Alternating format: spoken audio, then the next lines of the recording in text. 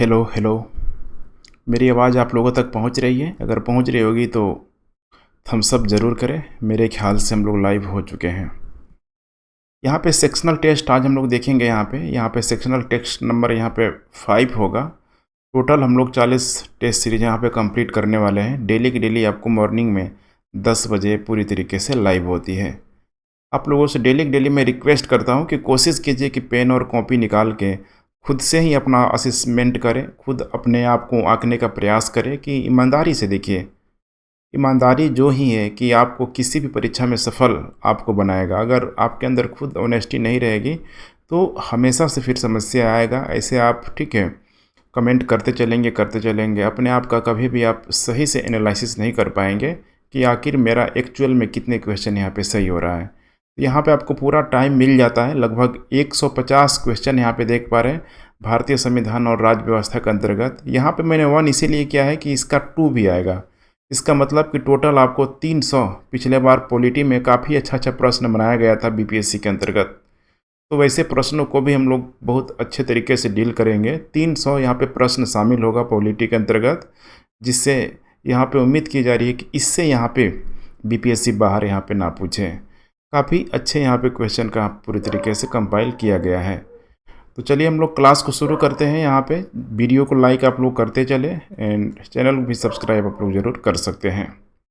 अब पहला जो प्रश्न है यहाँ पे, किस अधिनियम के अंतर्गत कलकत्ता में एक सुप्रीम कोर्ट की स्थापना की गई थी? आपको अपने कॉपी में आंसर मेंशन करना है। आपको 5 से 10 सेकंड का समय दिया जाएगा क्वेश्चन के अकॉर्डिंग। उसके बाद से मैं इसका करेक्ट उत्तर बताऊंगा और जहां ज़रूरत पड़ेगी मैं एक्सप्लेन भी करूंगा। करेक्ट उत्तर हो जाएगा यहाँ पे 1773 का रेगुलेटिंग एक्ट। ध्यान रखिएगा, 1773 के रेगुलेटिंग एक्ट के माध्यम से कलकत्ता में एक सुप्रीम कोर्ट की यहाँ पे स्थापना की गई थी और उसमें मुख्य न्यायाधीश वगैरह ठीक है एलिजा एम्पे वगैरह आप लोगों ने नाम काफ़ी सुना होगा। उसके 3 यहाँ पे सहायक, ध्यान रखिएगा, 3 सहायक जो न्यायाधीश थे उनकी भी यहाँ पे नियुक्ति की गई थी। नेक्स्ट, इस अधिनियम में कंपनी की आय से भारतीयों की शिक्षा के लिए प्रति वर्ष 1 लाख रुपए व्यय करने का प्रावधान किया गया था।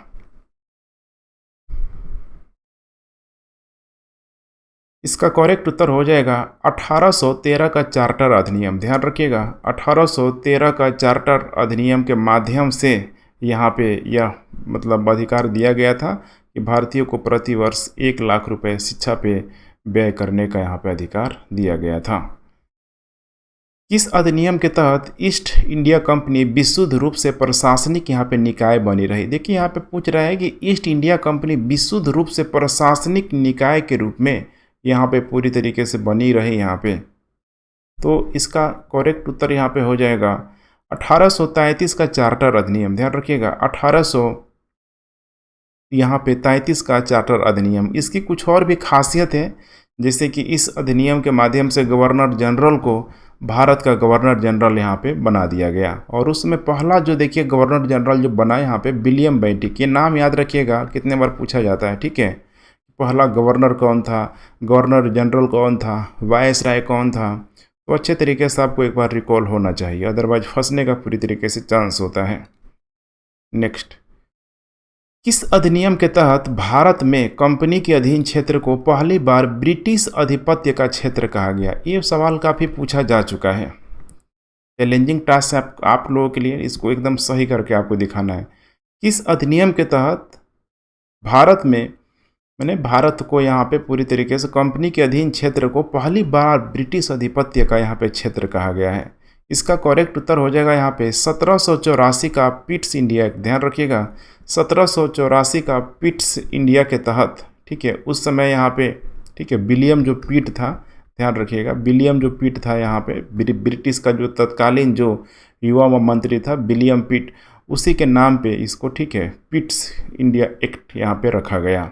इसके तहत ठीक है पहली बार बोला गया कि देखो भारत जो है ठीक है बिल्कुल एक ब्रिटिश अधिपत्य का क्षेत्र है, ठीक है।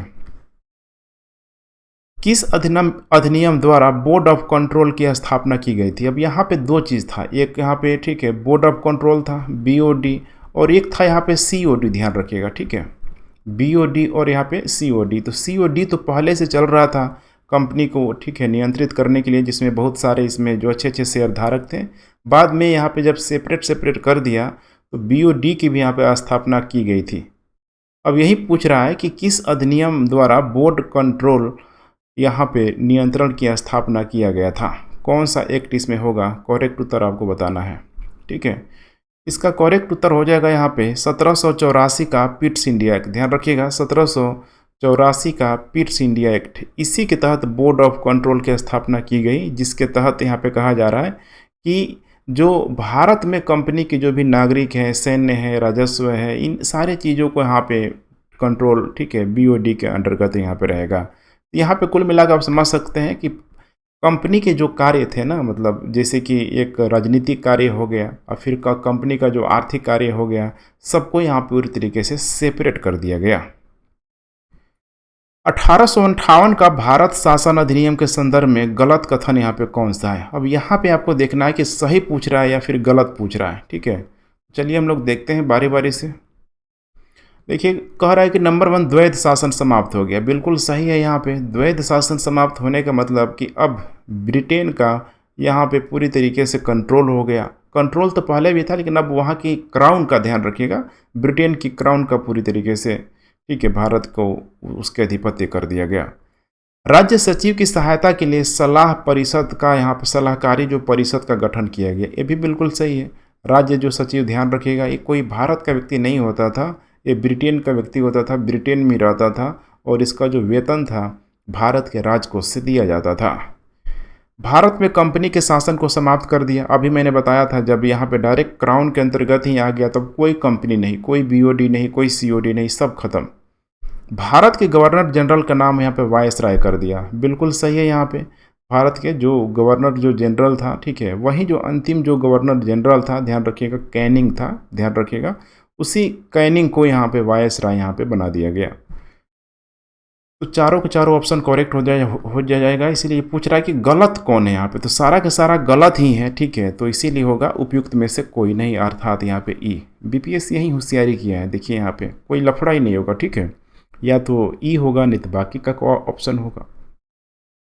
किस अधिनियम के तहत केंद्रीय स्तर पर संघीय लोक सेवा आयोग और प्रांतों में प्रांतीय लोक सेवा आयोग की स्थापना की गई? चलिए, ये आप लोगों के लिए है, ठीक है, सिविल सर्विस की तैयारी कर रहे हैं, इसको एकदम बताइए कौन से अधिनियम के तहत इसको यहाँ पे लाया गया था। इसका करेक्ट उत्तर हो जाएगा भारत शासन अधिनियम। ध्यान रखिएगा, भारत शासन अधिनियम 1935 के अंतर्गत यहाँ पे इसको लाया गया था। इसकी एक खास बात थी कि देखिए 1919 में तो द्वैध शासन था, पूरी तरीके से राज्यों में था, लेकिन 1935 के अधिनियम के माध्यम से केंद्र में द्वैध शासन को पूरी तरीके से लगा दिया गया। वही द्वैध शासन एक हस्तांतरित विषय और एक जो आरक्षित विषय आप कह सकते हैं, ठीक है, वैसे विषयों को यहाँ पे रखा गया। तो इसे आप लोग जरूर यहाँ पे ध्यान में रखेंगे, ठीक है। इसी अधिनियम के तहत एक अखिल भारतीय संघ की पूरी तरीके से यहाँ पे व्यवस्था की गई, ठीक है। नेक्स्ट, किस अधिनियम में प्रांतों में द्वैध शासन समाप्त करके प्रांतीय स्वायत्तता की यहाँ पे व्यवस्था की गई? बड़ा इंटरेस्टिंग यहाँ पे प्रश्न होगा, ठीक है। किस अधिनियम के तहत कर है प्रांतों में द्वैध शासन समाप्त करके प्रांतीय स्वायत्तता की यहाँ पे व्यवस्था कर दी गई? इसका करेक्ट उत्तर हो जाएगा भारत शासन अधिनियम। अभी आप लोगों ने एक्सप्लेनेशन सुना होगा तो ज़रूर आप लोगों ने गौर किया होगा कि 1919 में राज्यों में द्वैध शासन था, लेकिन 1935 में केंद्र में हो गया। तो प्रांतों में देखिए द्वैध शासन कब हटाया गया है? 1935 में ही तो हटाया गया है, और 1935 में फिर केंद्र में द्वैध शासन लगा दिया गया। किस अधिनियम के द्वारा प्रथम बार राज्य विधानसभाओं को अपना बजट बनाने के लिए अधिकृत किया गया? इतना इंपॉर्टेंट प्रश्न है ना ये सब। देखिए यही तो है इस सीरीज की खासियत कि क्वेश्चन का जो कंपाइलेशन है, देखिए पूरी तरीके से उसी पैटर्न पे यहाँ पे इसको किया गया है जैसे कि BPSC के द्वारा यहाँ पे एग्जाम में पूछा जाता है। इसीलिए टू द कॉन्सनट्रेट होकर आप लोग लगाने का प्रयास कीजिए, ज़रूर यहाँ पे आप लोगों को मदद मिलेगी यहाँ से। चलिए ठीक है, कह रहा है कि किस अधिनियम के द्वारा प्रथम बार राज्य विधानसभाओं को अपना बजट बनाने के लिए यहाँ पे अधिकृत किया गया था? अब यहाँ पे आपको थोड़ा सा ठीक है सोचना है कि पहली बार राज्यों को अधिकार कब दिया गया। तो जब चुनाव हुआ, प्रांतों में चुनाव हुआ, तो आपको याद होगा मॉन्टेग्यू जो चेम्सफोर्ड जो सुधार था 1919 के माध्यम से ही तो हुआ है। थोड़ा बहुत कॉमन सेंस लगाएंगे तो आसानी से यहाँ पे सी तक उत्तर पहुँच जाएगा, ठीक है। अर्थात करेक्ट उत्तर हो जाएगा यहाँ पे सी। जब अधिकार किसी को मिलेगा तभी तो कोई भी चीज़ यहाँ पे बनाएगा। किस अधिनियम में वायसराय की कार्यकारिणी में एक भारतीय सदस्य की नियुक्ति करने का यहाँ पे प्रावधान किया गया था? तो वायसराय जो एक सबसे बड़ा जो पद था उसको सलाहकार आप कह सकते हैं कि बहुत सारे उसमें मेंबर होते हैं, उन मेंबरों में सारे ब्रिटेन के होते थे। यहाँ तो भारतीय एक व्यक्ति को मैंने बनाने का यहाँ पे प्रावधान किया गया था। किस यहाँ पे कह रहा है कि एक्ट के माध्यम से यहाँ पे किया गया था। इसका करेक्ट उत्तर हो जाएगा भारतीय परिषद अधिनियम 1909। ध्यान रखिएगा, भारतीय परिषद अधिनियम 1909। ये इनिशियल स्टेज की बात किया जा रहा है जब 1885 में कांग्रेस की स्थापना हो गई। उसके बाद से देखेंगे तो धीरे धीरे उदारवादी हो गया, ठीक है, या फिर उग्रवादी हो गया। जैसे जैसे अंग्रेज़ों में दबाव अगर बनाया जा रहा है तो उन अंग्रेज़ों के द्वारा भारतीयों को कुछ न कुछ अधिकार भी दिया जा रहा है। तो उन्हीं अधिकारों में से एक था, आपको याद होगा, मार्ले मिंटो सुधार में 1909 में इस चीज़ को यहाँ पे दिया गया था। लेकिन दूसरा भी इसका पहलू है कि अगर अंग्रेज़ सब अधिकार दे रहा है तो कहीं न कहीं देख रहा है कि भारतीय सब तो मानेगा नहीं, ये अधिकार लेके रहेगा, तो क्यों ना थोड़ा थोड़ा फूट डालो और राज करो की नीति को भी अपनाया जाए। तो यही तो ये था। यहाँ पे देखिए 1906 हो गया, 1909 हो गया, मुस्लिम लीग का भी यहाँ पे पैरेलल कॉम्बिनेशन चल रहा है। नेक्स्ट, रियासतों के एकीकरण से पूर्व भारत में कितनी श्रेणियों में राज्य यहाँ पे बटे हुए थे? बड़ा इंपॉर्टेंट सवाल है। कह रहा है कि रियासतों के एकीकरण से पूर्व भारत में कितनी श्रेणियों में राज्य बटे हुए थे? ये भी बहुत चैलेंजिंग है, तो आप लोग सही करके इसे दिखाइए। चलिए देखते हैं। इसका करेक्ट उत्तर हो जाएगा यहाँ पे 4 श्रेणियों में। ध्यान रखिएगा, इसका करेक्ट उत्तर हो जाएगा 4 श्रेणियों में यहाँ पे बांटा गया था। जैसे कि श्रेणी ए है यहाँ पे, ठीक है, इसमें कहा जा रहा है कि उन राज्यों को रखा गया था जो सीधे वायसराय के अंडर कंट्रोल में आता था। ध्यान रखिएगा। उसके बाद यहाँ पे श्रेणी बी भी है, यहाँ पे एक या अधिक जो रियासतों को यहाँ पे मिलाकर बनने वाले राज्य को रखा गया था। उसी तरीके से यहाँ पे है, ध्यान रखिएगा, सी श्रेणी, ठीक है, इसमें चीफ कमिश्नरी या आयुक्त प्रांतों को रखा गया था। अब यहाँ पे लास्ट में जो बच गया डी, जैसे कि वर्तमान हम लोग जिसे केंद्र शासित प्रदेश के रूप में जानते हैं, अंडमान निकोबार द्वीप समूह को रखा गया था, जहाँ पे अंग्रेजों के द्वारा काले पानी की सजा देने के लिए भेजा जाता था। तो यही है 4 श्रेणियाँ, ध्यान रखिएगा। नेक्स्ट, फजल अली आयोग राज्य पुनर्गठन आयोग के सदस्य थे। देखिए ये बहुत ही माइक्रो लेवल का प्रश्न है, लेकिन ये प्रश्न बहुत इंपॉर्टेंट हो जाता है क्योंकि फजल अली का रोल आप कह सकते हैं राज्यों के लिए बिल्कुल एक मील का पत्थर साबित हुआ। अब इसमें जो मेंबर है आपको ध्यान रखना है।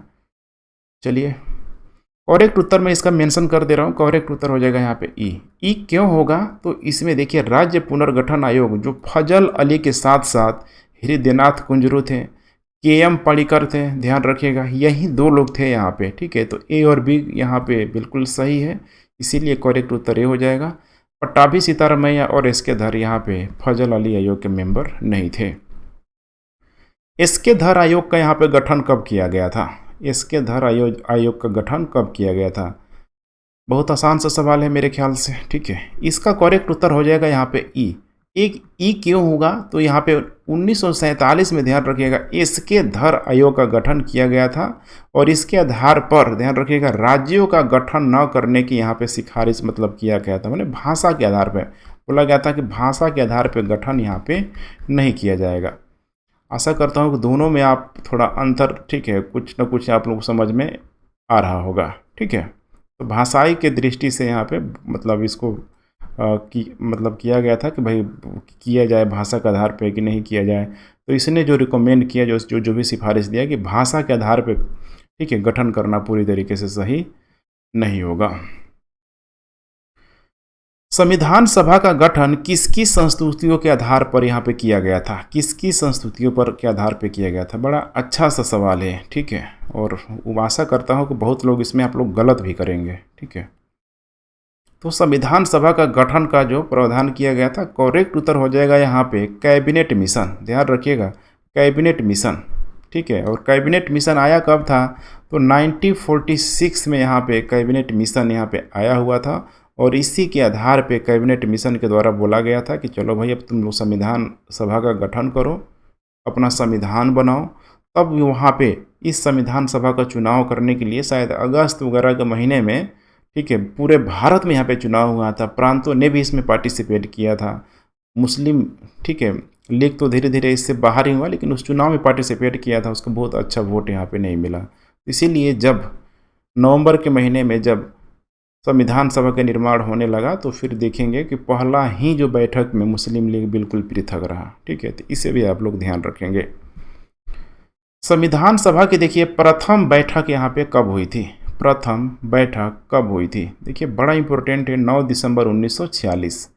ध्यान रखिएगा, 9 दिसंबर 1946 को बैठक हुई थी और इसमें एक अध्यक्ष चुना गया था, सबसे वृद्ध सदस्य को, डॉक्टर सच्चिदानंद सिन्हा को। ध्यान रखिएगा, सच्चिदानंद सिन्हा को कैसा अध्यक्ष, तो अस्थायी अध्यक्ष। ध्यान रखिएगा, अस्थायी अध्यक्ष चुना गया था।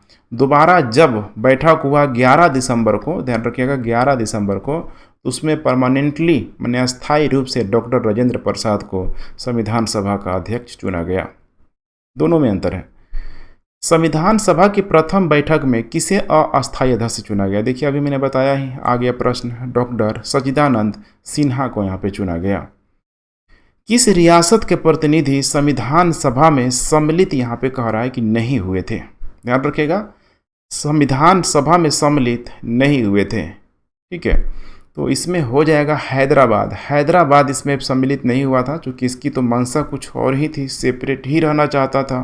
तो इसे भी आप लोग ध्यान जरूर में रखिएगा। ठीक है, संविधान सभा के संवैधानिक सलाहकार कौन कौन से थे, बहुत ही माइक्रो लेवल का प्रश्न है। ठीक है, आपको सही करना है। तो संवैधानिक जो सलाहकार थे, करेक्ट उत्तर हो जाएगा इसका BN राव। ध्यान रखिएगा, कौन थे, BN राव थे। नेक्स्ट, प्रारूप समिति के सदस्यों की संख्या कितनी थी, ड्राफ्ट जो कमेटी थे, ठीक है, उसके मेंबर कितनी थी। इसका करेक्ट उत्तर हो जाएगा 7, मतलब 7 लोग यहाँ पे थे। ठीक है, अब इसमें जो प्रमुख थे, ध्यान रखिएगा भीमराव अंबेडकर ही थे यहाँ पे, नो डाउट। ठीक है, संविधान निर्माण की प्रक्रिया में कुल कितना समय लगा, ये भी बहुत कन्फ्यूजन करता है, क्योंकि जब इस टाइप का ऑप्शन आता है तो और कन्फ्यूजन होता है। बहुत नज़दीकी मामला है, आप लोग भी इसे सही करके दिखाइए।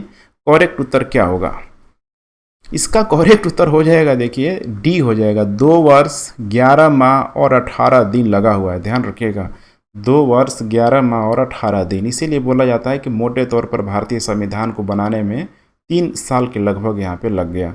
तो देख रहे हैं यहाँ पे 2 वर्ष 11 माह 18 दिन, अगर 12 दिन और इसमें अगर जोड़ देते तो कंप्लीट ही यहाँ पे, ठीक है, 3 साल हो जाता। भारत का संविधान अंगीकृत यहाँ पे किया गया, एडॉप्टेड पूछ रहा है यहाँ पे कि अंगीकृत यहाँ पे कब किया गया। बड़ा अच्छा सा सवाल है। ठीक है, अंगीकृत यहाँ पे कब किया गया, तो ध्यान रखिएगा 26 नवंबर 1949 को अंगीकृत किया गया और पूरे भारत में जो उसे लगा दिया गया वो लगाया गया था, ठीक है, 26 जनवरी 1950 को। इसीलिए करेक्ट उत्तर हो जाएगा A।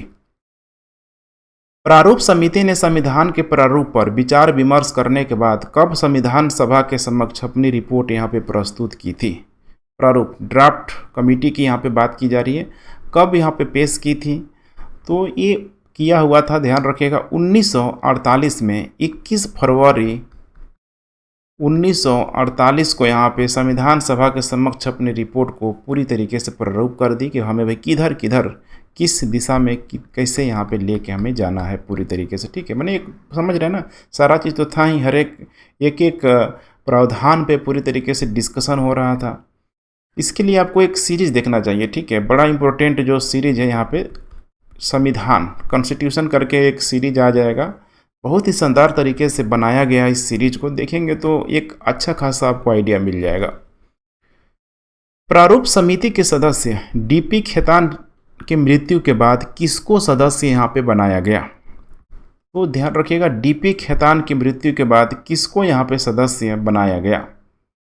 करेक्ट उत्तर हो जाएगा TT कृष्णमाचारी को। ध्यान रखिएगा TT कृष्णमाचारी को, ठीक है, यहाँ पे बनाया गया था। 1948 में उनकी बीच में ही असमय, यहाँ पे ध्यान रखिएगा, मृत्यु हो गई थी TT कृष्णमाचारी के, इसीलिए यहाँ पे बनाया गया।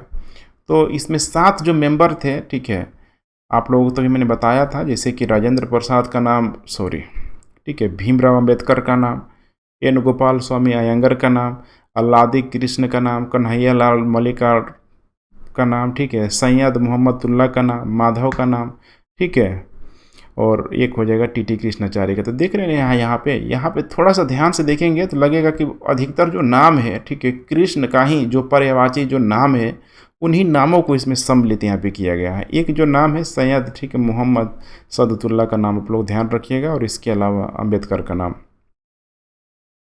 नेक्स्ट, संविधान सभा में प्रांतों या देशी रियासतों को उनकी सामान्यतः कितनी जनसंख्या पर एक स्थान यहाँ पे आवंटित किया गया था? कितनी जनसंख्या पर एक स्थान आवंटित किया गया था?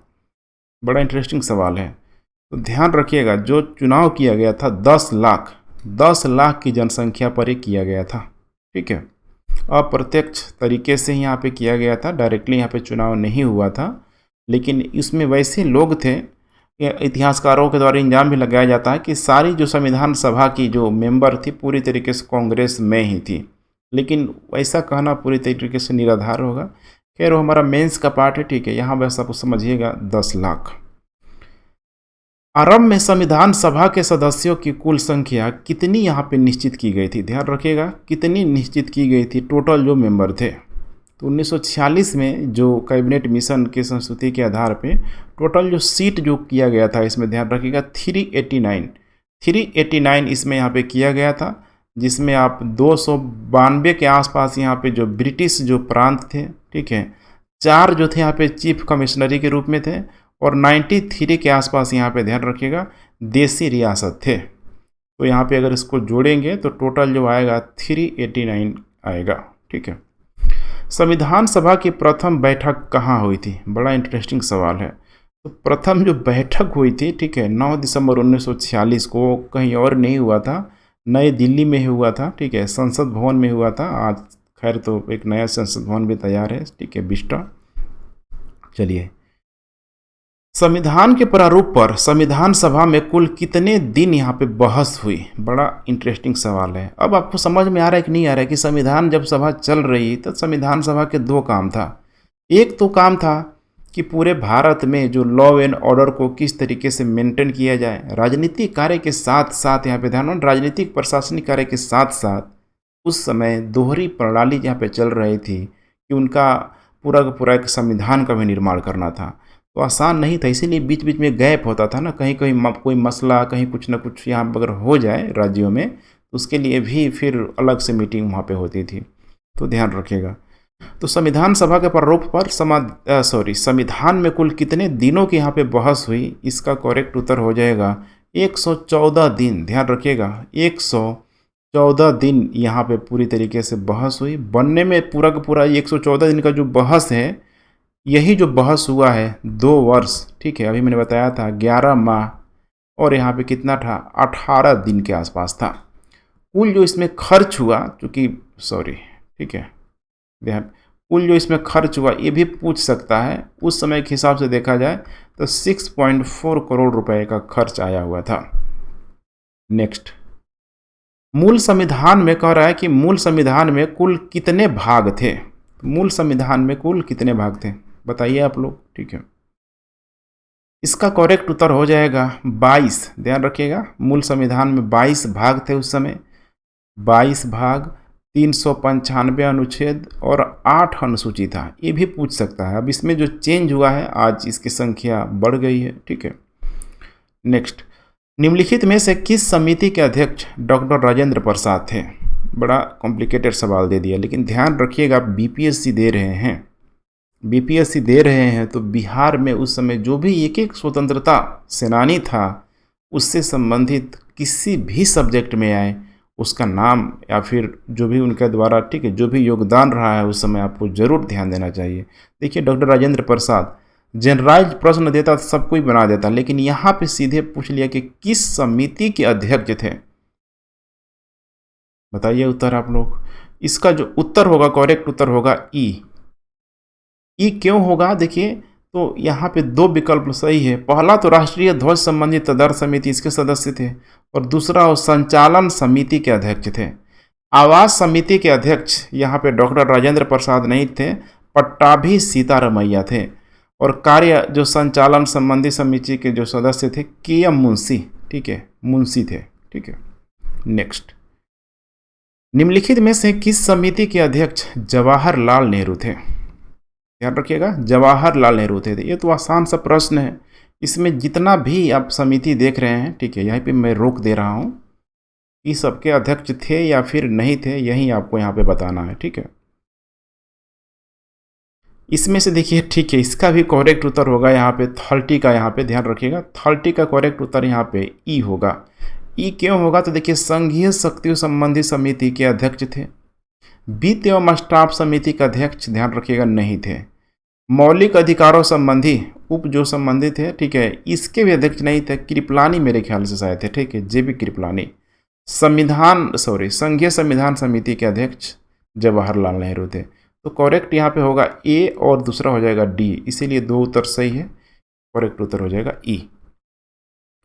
संविधान सभा की मौलिक अधिकारों संबंधी उप समिति के अध्यक्ष यहाँ पे कौन थे? अब उप समिति के मतलब अध्यक्ष यहाँ पे कौन थे, आपको तो पता लग ही गया होगा अभी ऊपर से, अभी मैंने बताया हुआ था। देखिए, जेबी कृपलानी, जेबी कृपलानी। संविधान सभा के कुल कितने सत्र आयोजित किए गए थे? देखिए, एक एक प्रश्न यहाँ पे पूछ रहा है घुस घुस के, ठीक है।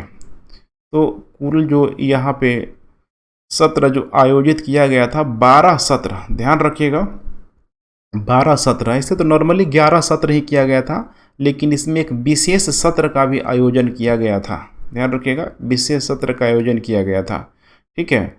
और ये विशेष सत्र का जो आयोजन किया था, यहाँ से भी प्रश्न पूछ सकता है। 24 जनवरी 1950 को, माने संविधान को पूरे भारत में लागू करने से एक दिन ठीक, माने 1-2 दिन पहले, ठीक पहले किया गया था, ठीक है। देखिए, भारत की संविधान सभा ने राष्ट्रीय ध्वज का वर्तमान स्वरूप कब अपनाया हुआ था? अभी मैंने एक लेक्चर भी बनाया हुआ था, अभी चल रहा है ना कि पूरे 75वां जो स्वतंत्रता दिवस के लिए हर घर तिरंगा झंडा अभियान जो चलाया जा रहा है, उसके लिए मैंने एक लेक्चर बनाया हुआ था, बताया भी था। थोड़ा अपडेट रहेंगे तो कहीं ना कहीं देखिए ज्ञान हर जगह से मिलता है, तो लेने की कोशिश कीजिए। यूट्यूब में यहाँ पे हज़ारों लाखों टाइप के अनवांटेड चीज़ें भरा हुआ है, वहाँ से जब तक बचेंगे नहीं, अपने आप को फिल्टर नहीं करेंगे, तो फिर वो चीज़ आपको नहीं मिलेगा। कहीं न कहीं देखिए, लाइफ है ना, हर एक चीज़ एक साथ कभी नहीं मिलेगा आपको, कहीं न कहीं आपको कंप्रोमाइज़ करना होता है यहाँ पे। तो इसीलिए भारत की संविधान सभा ने राष्ट्रीय ध्वज का वर्तमान स्वरूप यहाँ पे कब अपनाया हुआ था? देखिए, अब कितना आसान सा इसका उत्तर है, 22 जुलाई 1947 को ये स्वरूप को अपना लिया गया था। भारत की संविधान सभा ने राष्ट्रीय गाने को कब अपनाया हुआ था? अब एक एक चीज़ पूछ रहा है। राष्ट्रीय गाने को कब अपनाया गया था? 24 जनवरी 1950 को, ध्यान रखिएगा 24 जनवरी 1950 को अपनाया गया था। अब राष्ट्रीय गान दे दिया, अब एक राष्ट्रीय गीत होता है, ठीक है। राष्ट्रीय गीत को भी ध्यान रखिएगा 24 जनवरी 1950 को ही यहाँ पे अपनाया गया था, राष्ट्रीय गीत और गान, ठीक है। जनगण मन जो भी सत्यमेव जयते, ठीक है। नेक्स्ट, भारतीय संविधान का पहला निम्नलिखित में से कौन सा प्रावधान ब्रिटेन से ग्रहण यहाँ पे नहीं किया गया है? कहाँ से? ब्रिटेन से ग्रहण नहीं किया गया। विधि का शासन, संसदीय, ठीक है। चलिए आप लोग कोशिश कीजिए। इसका करेक्ट उत्तर हो जाएगा विधि द्वारा स्थापित प्रक्रिया, ठीक है। क्योंकि दोनों दिया है ना, विधि निर्माण प्रक्रिया एक होता है, ठीक है, प्रोसीजर इस्टाब्लिश बाय लॉ, एक होता है ड्यू प्रोसेस ऑफ लॉ। तो इसमें से तो कोई एक ही होगा, तो यहाँ पे भी आप आसानी से कर सकते हैं, ठीक है। तो यहाँ पे भारतीय संविधान का निम्नलिखित में से कौन सा प्रावधान ब्रिटेन से नहीं लिया गया है? तो उसका करेक्ट उत्तर हो जाएगा यहाँ पे डी। ध्यान रखिएगा, डी यहाँ पे लिया गया है, मतलब नहीं किया गया। विधि द्वारा स्थापित प्रक्रिया कहाँ से लिया गया है? तो ये लिया गया है, जापान से लिया गया, ठीक है। थोड़ा मुझे यूएसए ध्यान आ रहा था, लेकिन इसका करेक्ट उत्तर हो जाएगा यहाँ पे जापान, ठीक है। भारतीय संविधान के निम्नलिखित में से किस प्रावधान को संयुक्त राज्य अमेरिका से लिया गया है? देखिए, बड़ा इंपॉर्टेंट प्रश्न है, ये तो आसानी से कर सकते हैं। करेक्ट उत्तर हो जाएगा इसका ई, क्योंकि सारा का सारा, चाहे हम लोग प्रस्तावना, मौलिक अधिकार, स्वतंत्र न्यायपालिका या फिर जुडिशियल रिव्यू की बात कर ले, सारा का सारा चीज़ ध्यान रखिएगा कहाँ से लिया गया है, तो अमेरिका से लिया गया है। भारतीय संविधान की प्रस्तावना में न्यायिक आदर्श का प्रावधान किस देश से लिया? अब ये बड़ा इंपॉर्टेंट सवाल है। न्यायिक आदर्श का प्रावधान किस देश से लिया गया है? ठीक है, ये लिया गया है भारत का सबसे जन्मजात कह सकते हैं प्रिय जो मित्र भूतपूर्व सोवियत संघ से। भारतीय संविधान का सशक्त केंद्र के साथ संघीय व्यवस्था का प्रावधान किस देश से लिया गया है? एक एक चीज़ को पूछ रहा है, एक बार यहाँ से रिवीजन कर लेंगे, पूरा पॉलिटी फिनिश्ड। ठीक है, अब बताइए आप लोग। ठीक है, सशक्त केंद्र के साथ संघीय व्यवस्था का प्रावधान यहाँ पे कहाँ से लिया गया है? बड़ा इंटरेस्टिंग सवाल है। ठीक है, इसका करेक्ट हो जाएगा यहाँ पे ब्रिटिश, यहाँ पे नॉर्थ अमेरिका। ध्यान रखिएगा, ब्रिटिश नॉर्थ अमेरिका का मतलब क्या है यहाँ पे? ठीक है, आपको थोड़ा सा समझना होगा यहाँ पे। ठीक है, तो सशक्त केंद्र के साथ यहाँ पे संघीय व्यवस्था, इसमें शक्तियों का वितरण, अवशिष्ट यहाँ फिर जो भी यहाँ पे शक्तियों के केंद्र के यहाँ पे हस्तांतरण हो जाएगा। राज्यों में राज्यपाल की केंद्र द्वारा नियुक्ति। मैंने कुल मिला के यहाँ पे क्या करना है कि केंद्र, जैसे भारत के संदर्भ में अगर बोला जाए तो भारत क्या है? अविभाजित, माने क्या बोलते हैं उसको, अविनाशी राज्यों का। ठीक है, अविनाशी राज्यों का विनाशी संघ है। मैंने सॉरी ये उल्टा हो गया। ठीक है, विनाशी राज्यों का अविनाशी संघ, अविनाशी संघ। इसका मतलब क्या हुआ कि भारत में राज्य तो टूट सकता है। ठीक है, कितना राज्य देखिए भारत में टूट गया, तो राज्य विनाशी है, इसका विनाश हो सकता है, लेकिन केंद्र किसी भी स्थिति में विनाश नहीं हो सकता है। अमेरिका की अगर बात करें तो अमेरिका यहाँ पे देखिए अविनाशी राज्यों का अविनाशी संघ है, अर्थात जितना अमेरिकी झंडों में आप स्टार देखते हैं वो झंडा या तो मैंने कम हो नहीं हो सकता है, ज़्यादा भी नहीं हो सकता है, बिल्कुल फिक्स है वहाँ पे। ठीक है, तो यहाँ पे जो सशक्त केंद्र के साथ संघीय व्यवस्था का प्रावधान, ध्यान रखिएगा ब्रिटिश नॉर्थ अमेरिका से ही यहाँ पे लिया गया है।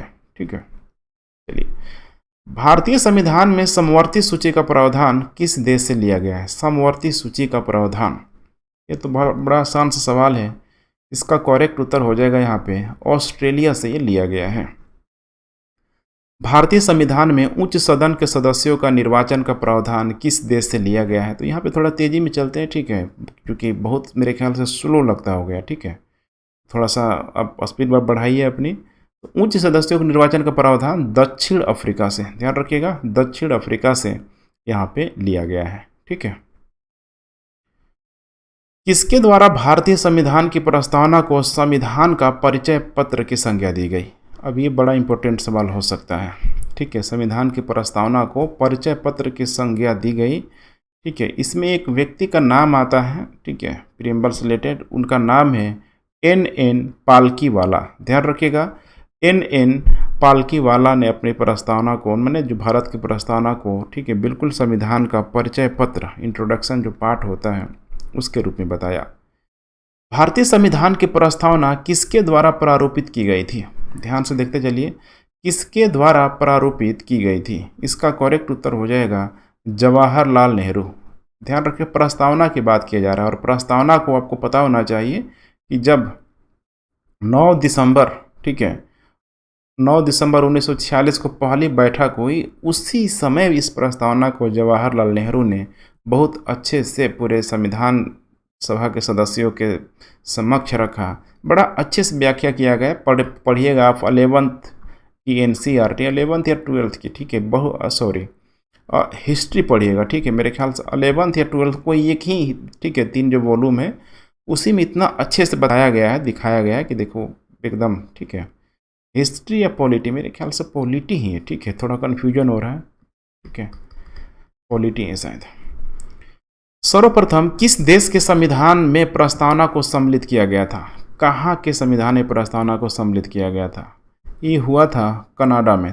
ठीक है, कनाडा पंजाबियों के लिए फेवरेट जगह, कनाडा। ठीक है, भारतीय संविधान की प्रस्तावना के अनुसार भारत की प्रकृति है। क्या है भारत की प्रकृति? संप्रभु, समाजवादी, लोकतांत्रिक, गणतांत्रिक राज्य व्यवस्था। ये तो बच्चे को पता है। करेक्ट उत्तर हो जाएगा यहाँ पे ई। ध्यान रखिएगा, करेक्ट उत्तर हो जाएगा यहाँ पे ई। भारतीय संविधान की प्रस्तावना के अनुसार संविधान के उद्देश्य नहीं है। क्या संविधान के उद्देश्य यहाँ पे नहीं है? ठीक है, न्याय, देखते चलिए आप लोग, ठीक है। न्याय बिल्कुल है, स्वतंत्रता है, बंधुत्व, आर्थिक विकास बड़ी समस्या है, ध्यान रखिएगा।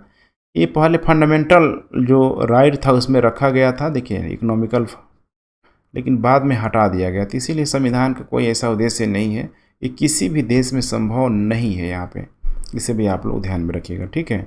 इसीलिए हो जाए करेक्ट उत्तर डी।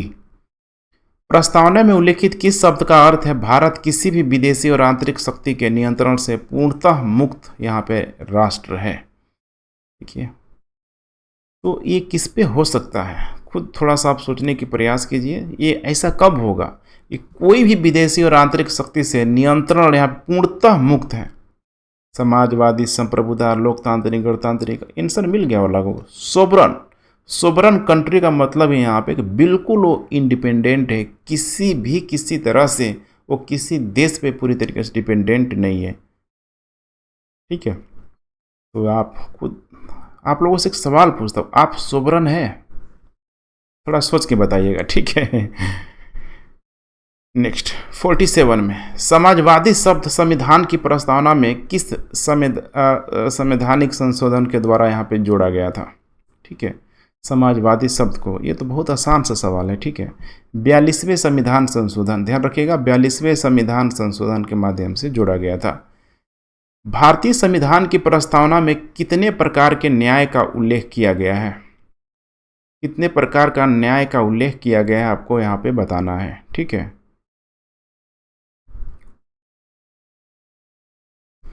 3 प्रकार का न्याय का उल्लेख है, ध्यान रखिएगा। कितने प्रकार का? 3 प्रकार का है। सामाजिक न्याय, आर्थिक न्याय और उसके बाद राजनीतिक न्याय, सोशियो इकोनॉमिक, ठीक है, और पॉलिटिकल। भारतीय संविधान की प्रस्तावना के संदर्भ में गलत कथन यहाँ पे कौन सा होगा? रॉन्ग स्टेटमेंट पूछ रहा है, ठीक है। प्रस्तावना संविधान सभा का भाग है, बिल्कुल सही है। यह विधायिका की शक्ति का स्रोत है। अब यहाँ पे प्रस्तावना को बोल रहा है कि विधायिका की शक्ति का स्रोत है, शक्ति की बात ही नहीं है प्रस्तावना में, तो सबको यहाँ पे इंटीग्रेटेड, माने वहाँ अहम वाली कोई बात ही नहीं है यहाँ पे, ठीक है। तो इसीलिए करेक्ट उत्तर हो जाएगा इसका, ध्यान रखिएगा, बी हो जाएगा। भारतीय संविधान की प्रस्तावना के किस शब्द का आशय किसी भी वर्ग के लिए विशेष अधिकार की अनुपस्थिति से है? ध्यान रखिएगा, विशेष अधिकार की अनुपस्थिति से है। बताइए आप लोग। आर्थिक स्वतंत्रता, बंधुत्वता, एक है यहाँ पे समता भी दिया है, लेकिन पूछ क्या रहा है कि किस शब्द का आशय किसी भी वर्ग के लिए विशेष अधिकार की अनुपस्थिति से है, माने विशेष अधिकार यहाँ पे नहीं होना चाहिए, ठीक है। तो आपको आंसर पता होना चाहिए, समता, ध्यान रखिएगा, समता, माने समता का आशय ही है कि किसी भी वर्ग के लिए विशेष अधिकार की अनुपस्थिति और बिना किसी भेदभाव के प्रत्येक व्यक्ति को यहाँ पे समान अवसर, माने कोई भी डिस्क्रिमिनेशन नहीं होगा, समानता के अवसर पे किसी भी प्रकार का कंप्रोमाइजेशन नहीं होगा। भारतीय संविधान की 3य अनुसूची में उल्लेखित नहीं है, क्या उल्लेखित यहाँ पे नहीं है? करेक्ट उत्तर बताइए आप लोग, ठीक है। इसका करेक्ट उत्तर यहाँ पे हो जाएगा, ठीक है, उच्च न्यायालयों की न्यायाधीश की शपथ। ध्यान रखिएगा, उच्च न्यायालयों की न्यायाधीश की शपथ, इसके लिए कोई यहाँ पे संविधान की 3य अनुसूची में उल्लेख यहाँ पे नहीं है, इसे भी आप लोग ध्यान रखिएगा, ठीक है। बाकी यहाँ पे है सारा संघ, सर्वोच्च न्यायालय, राष्ट्रपति की शपथ को लेके। अभी हाल ही में राष्ट्रपति के द्वारा शपथ लिया गया है, तो ये प्रश्न इम्पोर्टेंट यहाँ पे हो सकता है। किस अनुसूची में? तो 3य अनुसूची के माध्यम से। किस अनुसूची में विभिन्न राज्यों तथा संघीय क्षेत्रों की राज्यसभा में प्रतिनिधित्व का यहाँ पे विवरण दिया गया है? थोड़ा अच्छे से आप लोग कमेंट करते चले, ठीक, कमेंट करना नहीं है, ठीक है, कमेंट से ज़्यादा जरूरी है कि अपने आप को आप, ठीक है, स्टेबल करके कॉपी पे निकाल के आप लगाएं, इससे आपका समय भी बचेगा और जो भी मैं एक्सप्लेन कर रहा हूँ, ठीक है, उसे भी आप अच्छे से आप समझ पाएंगे, चीज़ों को वहाँ पे नोट डाउन भी कर पाएंगे। किस अनुसूची में विभिन्न राज्यों तथा संघीय क्षेत्रों की राज्यसभा में प्रतिनिधित्व का यहाँ पे विवरण दिया गया है? किसमें दिया गया है? ये दिया गया है 4थी अनुसूची में, ध्यान रखिएगा, 4थी अनुसूची में ये यहाँ पे दिया गया है, ठीक है। भारतीय संविधान की 6ठी अनुसूची में जनजातीय क्षेत्रों के प्रशासन के संदर्भ में कौन सा राज्य शामिल नहीं है? बड़ा आसान सा उत्तर होगा, ठीक है, उत्तर इसका करेक्ट उत्तर हो जाएगा यहाँ पे ई क्यों होगा? क्योंकि सारा ही राज्य तो शामिल है, असम, मेघालय, त्रिपुरा, मिजोरम, ठीक है, सब 6ठा में ही यहाँ पे शामिल है, ध्यान रखिएगा, ठीक है। 5वीं अनुसूची में पता है कि आपको पूरे के पूरे जो भारत के जो स्टेट हैं वहाँ से जो भी जनजातियों के लिए वहाँ प्रावधान किया गया, लेकिन 6ठी अनुसूची में विशेषकर यहाँ पे ठीक है जो 7 सिस्टर में जो यहाँ पे ऑलरेडी देख रहे हैं असम, मेघालय, त्रिपुरा, मिजोरम, इनको इंक्लूड किया गया है। 7वीं अनुसूची के अंतर्गत समवर्ती सूची में वर्तमान में विषयों की संख्या यहाँ पे कितनी है? समवर्ती सूची में, बड़ा कॉम्प्लिकेटेड प्रश्न पूछ लिया। समवर्ती सूची का मतलब समझ रहे हैं ना, ठीक है, जिसमें राज्य और केंद्र दोनों कानून बना सकते हैं, लेकिन जब भी कॉन्ट्राडिक्शन होगा तो केंद्र का ही जो बनाया गया कानून पूरी तरीके से प्रभावी होगा। तो अभी जो टोटल जो नंबर है यहाँ पे 52 है, ध्यान रखिएगा 52। थोड़ा फैक्चुअल इन्फॉर्मेशन है, चेंज हो भी सकता है, लेकिन अभी ध्यान रखिएगा अभी कितना है, 52 के आसपास है। भारतीय संविधान की 8वीं अनुसूची में मूल संविधान में कितनी भाषाएं थी? अब देखिए मूल और वर्तमान दोनों ध्यान रखिएगा, ये मूल पूछ रहा है जब उस समय बना हुआ था। उस समय जो भाषा थी टोटल 14 भाषाओं का इसमें शामिल किया गया था, ध्यान रखिएगा 14 भाषाओं को इसमें शामिल किया गया था। ठीक है, निम्नलिखित में से कौन सी अनुसूची में दल बदल से संबंधित है? ये तो बच्चे बच्चे को पता है, ठीक है, देखते हैं इसका उत्तर मारिए। 10वीं अनुसूची, ठीक है, दल बदल 10वीं अनुसूची, ठीक है। लाया कब गया था इसे भी आप लोग देख लीजिएगा, ध्यान करें 52वां जो कॉन्स्टिट्यूशन जो अमेंडमेंट था, ठीक है, संविधान संशोधन 1985 के समय, ठीक है, 1985 में इसको जोड़ा गया था। निम्नलिखित में से कौन सी भाषा भारतीय संविधान की 8वीं अनुसूची में यहाँ पे शामिल नहीं है? 8वीं अनुसूची में शामिल नहीं है, करेक्ट उत्तर हो जाएगा यहाँ पे, ध्यान रखिएगा अवधी। अवधी अभी 8वीं अनुसूची में शामिल नहीं है, बाकी असम या डोगरी, मणिपुर अभी देखा ना हमने, काफ़ी अच्छा खासा लिस्ट था, तो ध्यान रखिएगा। 11वीं अनुसूची में पंचायती राज संस्थाओं को कार्य करने के लिए कितने विषय यहाँ पे प्रदान किया गया था? कितने विषय प्रदान किया गया था? करेक्ट उत्तर हो जाएगा यहाँ पे 29, ध्यान रखिएगा 29 विषय यहाँ पे प्रदान, ठीक है, किया गया था।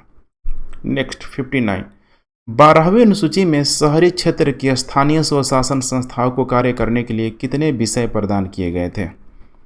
बड़ा इंपॉर्टेंट है, ठीक है, 12वीं अनुसूची में ध्यान रखिएगा स्थानीय स्वशासन, ये याद होना चाहिए 73वां 74वां, 73वां यहाँ पे पंचायतों से और 74वां हो जाएगा स्थानीय स्वशासन से संबंधित। करेक्ट उत्तर हो जाएगा इसका 18, ठीक है, 18। इस संवैधानिक संशोधन द्वारा भारतीय संविधान में 10वीं अनुसूची को समावेश किया गया था? किस, ठीक है, किस में यहाँ पे किया गया था? 10वीं अनुसूची को जोड़ा गया था 52वें संविधान संशोधन, अभी तो मैंने मेंशन जस्ट किया हुआ था। निम्नलिखित में से कौन सा विषय समवर्ती सूची का यहाँ पे विषय है? अब बहुत ध्यान से देखना होगा, डे टू डे लाइफ से संबंधित है, बिजली, नाप तौल, संचार, रक्षा। कभी सोचने का प्रयास किए हैं कि इसमें कानून कौन बनाता होगा, कौन बना सकता है? थोड़ा सोचना होगा यहाँ पे, ठीक है। तो देखिए समवर्ती सूची मैंने अब ऑलरेडी बता दिया है यहाँ पे, इसका करेक्ट अगर मैं उत्तर बताऊँ तो ई होगा। ई का मतलब यहाँ पे है कि देखिए यहाँ पे बिजली हो गया, ध्यान रखिएगा बिजली सिर्फ राज्य पैदा नहीं कर सकती है, केंद्र के सहमति के माध्यम से ही वो सारा चीज़ यहाँ पे चलाया जाता है। नाप तौल हो गया, ठीक है, ये समवर्ती सूची का विषय है। संचार और रक्षा ये प्योर एंड श्योर एक किसका हो जाएगा, तो केंद्र सूची का विषय हो जाएगा, ठीक है। चलिए निम्नलिखित में से कौन सा विषय संघ सूची का है? यहाँ पे ध्यान रखिएगा कौन सा विषय संघ सूची का है, तो संघ सूची का जो विषय है यहाँ पे करेक्ट उत्तर हो जाएगा देखिए श्रम कल्याण, क्योंकि बाकी जो संचार, विदेश नीति, रक्षा ये तो पूरा का पूरा, ठीक है, एक सेकेंड रुकिएगा, 60 संचार, विदेश और यहाँ पे रक्षा, ठीक है, थोड़ा सा कन्फ्यूजन हो रहा है यहाँ पे, डाउट हो रहा है। सूची संघ सूची का है, ठीक है, मतलब केंद्र का है, ठीक है। तो यहाँ पे जो संघ सूची का सब्जेक्ट आ रहा है थोड़ा सा देखिए, संचार भी हो जाएगा, विदेश भी हो जाएगा, रक्षा भी हो जाएगा। श्रम कल्याण को लेके मुझे थोड़ा सा यहाँ पे डाउट हो रहा है। श्रम कल्याण को लेके जहाँ तक मुझे लग रहा है, ठीक है, थोड़ा बहुत अगर मैं यहाँ पे अगर मैं याद करने की मैं कोशिश कर पा रहा हूँ तो मेरे ख्याल से समवर्ती सूची का, ठीक है, बिल्कुल श्योर है, ठीक है, समवर्ती सूची का ही है। कह रहा है कि संघ सूची का यहाँ पे कौन है, तो संचार, विदेश और रक्षा, इसीलिए करेक्ट उत्तर यहाँ पे हो जाएगा ई, ध्यान रखिएगा करेक्ट उत्तर हो जाएगा यहाँ पे ई। निम्नलिखित में से कौन सा विषय राज्य सूची का यहाँ पे नहीं है, ठीक है, स्थानीय शासन, मत्स्य पालन, स्वास्थ्य, सार्वजनिक व्यवस्था, इसका करेक्ट उत्तर आपको बताना है। तो यहाँ पे राज्य सूची का जो विषय नहीं है, ये ध्यान रखिएगा, स्वास्थ्य। ठीक है, स्वास्थ्य जो है यहाँ पे, ठीक है, राज्य सूची का विषय नहीं है। बाकी देख पा रहे हैं स्थानीय स्वशासन, मत्स्य पालन, सार्वजनिक व्यवस्था वगैरह सब यहाँ पे देखेंगे तो कहीं ना कहीं यहाँ पे राज्य सूची का विषय है। ठीक है, तो यहाँ पे हेल्थ को लेकर यहाँ पे देखिएगा, अभी चल रहा था ना, अभी हेल्थ को लेकर देखिए अभी, ठीक है, जो आयुष्मान योजना वगैरह चल रहा था, तो पूरी तरीके से बहुत सारे राज्यों ने उसको, ठीक है, इग्नोर भी किया, लाने नहीं दिया अपने राज्यों में। निम्नलिखित में से कौन सा विषय यहाँ पे समवर्ती सूची का है? थोड़ा एक्टिव रहना होगा आपको। ठीक है, समवर्ती सूची का विषय यहाँ पे कौन है? दोनों में, शिक्षा हो गया, वन हो गया, दोनों में बनाएंगे। ठीक है, देखिए, वन्य जीव एवं पक्षियों का संरक्षण, न्याय का प्रशासन, ये चारों का चारों जो है ना, ये समवर्ती सूची का यहाँ पे विषय है, इसीलिए करेक्ट उत्तर हो जाएगा ई। भारतीय संविधान का अनुच्छेद 2 संबंधित है। कितना आसान सा सवाल पूछ दिया, लगाइए फटाफट मारिए। नए राज्यों या प्रवेश की स्थापना से संबंधित है। 66 अनुच्छेद 1 के अनुसार भारतीय क्षेत्रों को कितनी श्रेणियों में वर्गीकृत यहाँ पे किया जा सकता है? कितने श्रेणियों में वर्गीकृत किया जा सकता है? करेक्ट उत्तर हो जाएगा इसका बी। ठीक है, 3 श्रेणियों में वर्गीकृत यहाँ पे किया जा सकता है। राज्य क्षेत्र, ठीक है, संघ क्षेत्र, ठीक है, राज्य क्षेत्र, संघ क्षेत्र, और उसके बाद से हो जाएगा ऐसा क्षेत्र जिसमें किसी भी समय पर यहाँ पे भारत सरकार के द्वारा अधिकृत किया जा सकता है। ठीक है, अनुच्छेद 3 संसद की शक्ति को, माने संसद को शक्ति प्रदान करता है कि वह विधि द्वारा, ध्यान रखिएगा, वह विधि द्वारा डैश डैश डैश क्या हो सकता है यहाँ पे? करेक्ट उत्तर होगा ई। क्यों? क्योंकि यहाँ पे एकदम सिंपल मेजोरिटी से, समझ रहे हैं, सिंपल मेजोरिटी से यहाँ पे किसी राज्य के क्षेत्र को बढ़ा देगा, घटा देगा, राज्य की सीमा में परिवर्तन कर देगा, राज्य के नाम पे परिवर्तन कर देगा। ठीक है, बहुत सारे राज्यों के साथ ऑलरेडी ऐसा हो चुका है। भारत के बाहर रहने वाले भारत के कुछ मूल व्यक्तियों के नागरिकता के अधिकार किस अनुच्छेद में यहाँ पे वर्णित किया गया है? ध्यान रखिएगा, नागरिकता के अधिकार को लिए बात किया जा रहा है। ठीक है, अनुच्छेद 5, 6, 7, 8। ठीक है, तो यहाँ पे देखिए व्यक्तियों के नागरिकता के अधिकार से संबंधित अनुच्छेद जो 8 में है, ध्यान रखिएगा, अनुच्छेद 8 में, ठीक है, बाहर रहने वालों के लिए पूरा का पूरा यहाँ पे नागरिकता संबंधी अधिकार को बताया गया है। अनुच्छेद यहाँ पे 10 संबंधित है। किससे संबंधित है? 10 बताइए आप लोग। अनुच्छेद 10 का जो संबंधित है यहाँ पे, ठीक है, नागरिकता के अधिकारों को, ठीक है, बना रहना, यही है यहाँ पे अनुच्छेद 10 से संबंधित। निम्नलिखित में से किस आधार पर भारत की नागरिकता प्राप्त नहीं हो सकती है? अब यहाँ पे जितना भी कंडीशन दिया है, ठीक है, उत्तर ही मैं बता दे रहा हूँ आपको, करेक्ट उत्तर यहाँ पे ई हो जाएगा। ठीक है, क्योंकि जो भी कंडीशन दिया है सब यहाँ पे सिटीजनशिप लेने से लिए है, मतलब लेने के लिए है, और दिया है कि किससे आप नहीं ले सकते, प्राप्त नहीं हो सकती है, इसीलिए करेक्ट उत्तर हो जाएगा ई। ठीक है, कोई ऐसा ऑप्शन है ही नहीं हो। वह व्यक्ति जिसने भारतीय नागरिक से विवाह किया हो और उसे नागरिकता पंजीकरण के लिए आवेदन पत्र देने से पूर्व कितने वर्ष भारत में रहना होगा? ये भी बड़ा इंपॉर्टेंट सवाल है। कम से कम उसको ध्यान रखिएगा, 7 वर्ष। कितना? 7 वर्ष, 7 ईयर्स उसको भारत में रहना होगा। निम्नलिखित में से किस आधार पर किसी व्यक्ति की भारतीय नागरिकता समाप्त नहीं हो सकती है? किस आधार पर भारतीय नागरिकता समाप्त नहीं हो सकती है? सोचिए। दूसरे देश के नागरिकों से विवाह करना। ठीक है, अगर आप कर ले रहे हैं, जैसे बॉर्डर वाले इलाकों में खूब होता है, बांग्लादेश, नेपाल, ठीक है, अगर कोई विवाह कर ले रहा है तो इससे थोड़ी उसकी नागरिकता समाप्त हो जाएगी, नहीं होगी। ठीक है, और ऑलरेडी नेपाल से भारत का जो रिश्ता है रोटी बेटी का, ऐसे ही नहीं बोला जाता संबंध है, तो नागरिकता नहीं खत्म होगी। बड़ा सिंपल सा क्वेश्चन है, थोड़ा कॉमन सेंस लगाना होगा।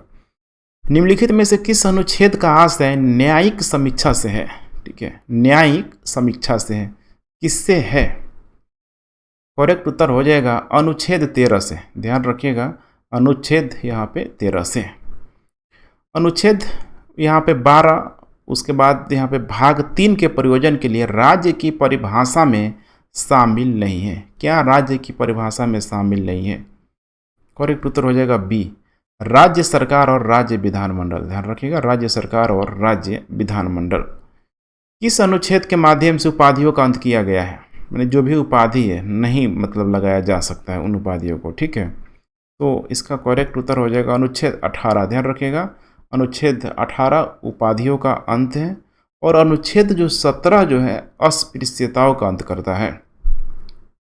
अनुच्छेद 15 निम्नलिखित में से किस आधार पर विभेद का प्रतिषेध करता है? ध्यान रखिएगा, विभेद का प्रतिषेध करता है, कौन सा करता है? मूल निवास, मूल वंश, निवास, आर्थिक, जाति। तो आपने आर्टिकल 15 मूवी भी देखा होगा कि ठीक है कि किसी को मूल वंश, निवास स्थान, जाति से यहाँ पे विभेद नहीं किया जा सकता है। अभी आर्थिक जो है बहुत बड़ा है, ठीक है, आर्थिक भी इसी में यहाँ पे शामिल होगा। कोई अमीर है, गरीब है, ठीक है, उसको किसी भी आधार पे पूरी तरीके से यहाँ पे डिस्क्रिमिनेशन नहीं किया जा सकता है। करेक्ट उत्तर हो जाएगा ई। किस अनुच्छेद के तहत राज नौकरियों में निवास के आधार पर विभेद कर सकता है? यहाँ से देखते चलिए, मैंने राज्य की बात की जा रही है, नौकरियों में निवास के आधार पर विभेद कर सकता है। जल्दी से अपना उत्तर बताइए। यही है, देखिए रिवीजन जितना करेंगे समय देना होगा, ठीक है, समय एक बार देंगे, यहीं पे कोशिश कीजिए चीज़ें सारी की सारी क्लियर हो जाए। करेक्ट उत्तर हो जाएगा इसका अनुच्छेद यहाँ पे 16 का सब आर्टिकल यहाँ पे 3 होगा। ध्यान रखिएगा, 16 का सब आर्टिकल 3 इसी में बताया गया है यहाँ पे कि राज्य नौकरियों में निवास के आधार पर विभेद कर सकता है। इसीलिए देखते होंगे कि यूपी बिहार में जो रिजर्वेशन है, जिन रिजर्वेशन वाले जो लोग पात्र होंगे, ठीक है, वो अपने ही लोगों को देगा, ना कि बिहार में अगर किसी को रिजर्वेशन मिल रहा है, अगर मान के चलिए कोई एससी है, ओबीसी है, तो अगर वो अदर स्टेट से बिलोंग करता है, ठीक है, तो उसको नहीं मिलेगी। यूपी वाले जो भी एससी, एसटी, ओबीसी हैं तो बिहार में जाके रिजर्वेशन का लाभ नहीं ले सकते हैं। ये वही अधिकार है, ठीक है, अनुच्छेद 16 का 3। निम्नलिखित में से कौन सा मूल अधिकार यहाँ पे नहीं है? ध्यान रखिएगा, मूल अधिकार कह रहा है यहाँ पे नहीं है, ठीक है, तो मूल अधिकार यहाँ पे नहीं है, हटा दिया गया है। बच्चे को पता है आर्टिकल जो, ठीक है, 31 वाली जो बात थी यहाँ पे, ध्यान रखिएगा, संपत्ति के अधिकार को यहाँ पे हटा दिया गया है, ठीक है। एक नया राज्य बनाने के लिए संवैधानिक संशोधन के लिए कैसा बहुमत चाहिए? किस प्रकार का बहुमत चाहिए? ठीक है, इसका करेक्ट उत्तर हो जाएगा साधारण बहुमत। अभी मैंने मेंशन कर रहा था, मात्र सिंपल मेजोरिटी। वाक्य एवं अभिव्यक्ति की स्वतंत्रता में सम्मिलित नहीं है। वाक्य एवं अभिव्यक्ति की स्वतंत्रता में सम्मिलित नहीं है। क्या करने का सम्मिलित यहाँ पे नहीं है, ठीक है। आपको पता है कि जब भी आप पढ़ेंगे, ठीक है, आपको फ्रीडम ऑफ एक्सप्रेशन, तो युक्त उसमें प्रबंधन बहुत सारा दिखाया गया है, ठीक है। अधिकार तो दिया गया है, समझ रहे हैं, माने अधिकार तो भर भर के आपके जेब में डाला गया है, लेकिन युक्त प्रबंधन को देखेंगे तो जो अधिकार दिया गया है, लगेगा कि पल भर में उन अधिकारों को कहीं न कहीं गलत कोई गतिविधियाँ ना हो जाए, उसको छीन भी रहा है, ठीक है। तो हड़ताल का जो अधिकार है, ध्यान रखिएगा, ठीक है, अब वाक्य एवं अभिव्यक्ति की स्वतंत्रता में यहाँ पे सम्मिलित, ध्यान रखिएगा, इसको यहाँ पे नहीं किया गया है, ठीक है। एकांतता का अधिकार किस अनुच्छेद की व्याख्या में समाविष्ट है? ठीक है, सिंगल माने होता है ना, लोनली, एलोन, बिल्कुल, अनुच्छेद 21। ये तो मतलब पूछिए मत, पूरे भारतीय संविधान का अगर देखा जाए, ठीक है, अधिकारों के मामले में अनुच्छेद 19 और 21 को मतलब इतना 21 में तो बढ़ते जा रहा है अधिकारों की सूची, समझ रहे हैं यहाँ पे, तो समझना है आपको। दोहरे दंड से संरक्षण पर प्रावधान यहाँ पे कौन करता है? ये जब भी इसकी जिक्र आती है, ठीक है, तो मुझे जो अंधा कानून वाला जो मूवी है उसका याद आ जाता है। देखिए है ना, अंधा कानून, ठीक है, अमिताभ बच्चन एक व्यक्ति को मार के सजा भी काट लेता है और पता चलता है कि जिस व्यक्ति को मार के मैंने उसको मार दिया तो भाई उसके लिए सज़ा हमने काट ली, आजीवन कारावास काट लिया, 15 साल का जो भी है।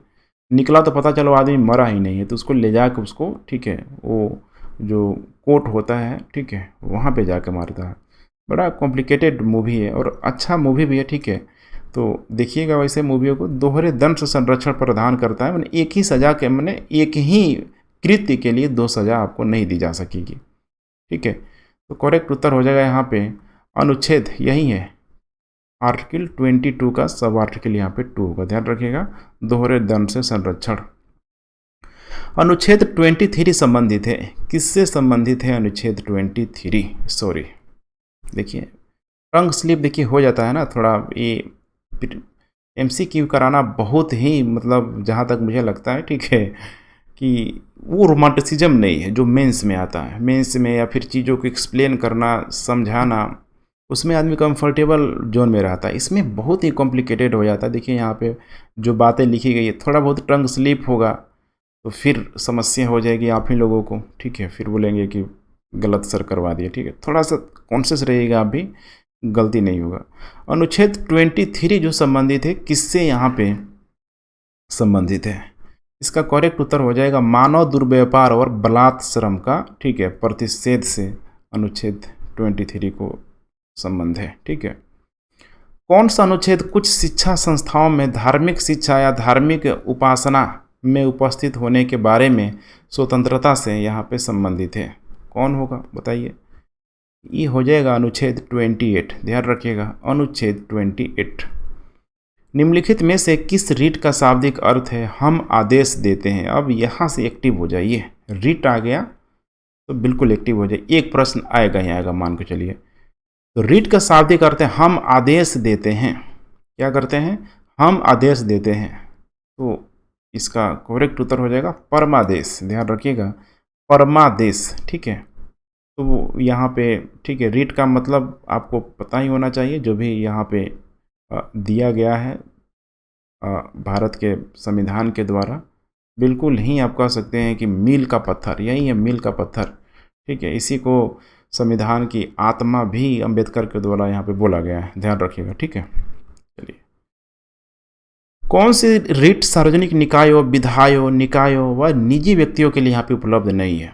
अब यहीं से प्रश्न पूछना शुरू कर देता है, घुमाना शुरू हो जाता है, ठीक है। ध्यान से देखते चलिए। सार्वजनिक निकाय, विधायी निकाय व निजी व्यक्तियों के लिए यहाँ पे उपलब्ध नहीं है, ठीक है। तो यहाँ पे तो नंबर 1 हो जाएगा बंदी प्रकटीकरण, हॉबियस कॉर्पस जिसे बोला जाता है। ये तो बिल्कुल आम लोगों के लिए ये नहीं होगा।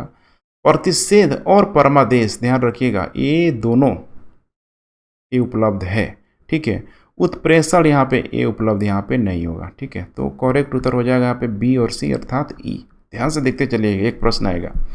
जब किसी व्यक्ति द्वारा अवैधानिक रूप से कोई सार्वजनिक पद ग्रहण किया जाता है, गलत तरीके से, कोई पैसा देकर नौकरी में चला गया या फिर किसी को मार पीट के डुप्लीकेट जो भी है यहाँ पे, तब उच्चतम न्यायालय या हाई कोर्ट कौन सी रीट यहाँ पे जारी कर सकता है?